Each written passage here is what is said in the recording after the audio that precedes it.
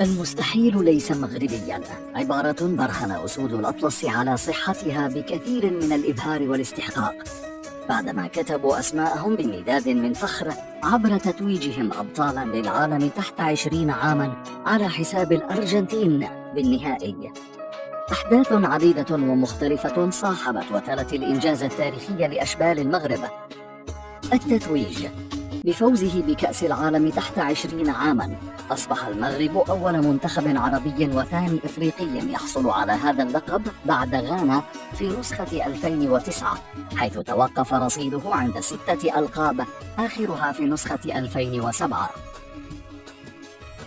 أبرز المهنئين: العاهل المغربي الملك محمد السادس كان على رأس المباركين، حيث بعث ببرقية إلى أعضاء منتخب بلاده قبل أن يتلقى بنفسه تهنئة خاصة من الشيخ محمد بن زايد آل نهيان رئيس الإمارات، الذي كتب على حسابه بمنصة إكس: أهنئ أخي جلالة الملك محمد السادس والشعب المغربي الشقيق بالفوز بكأس العالم للشباب 2025.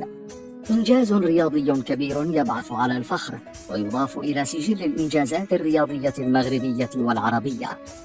كما توالت المباركات العربية بتهنئة الاتحاد المصري والأهلي المصري، إلى جانب رئيس الهيئة العامة للترفيه السعودي تركي آل الشيخ، الذي كتب: مبروك منتخب المغرب الشقيق، يستاهلون.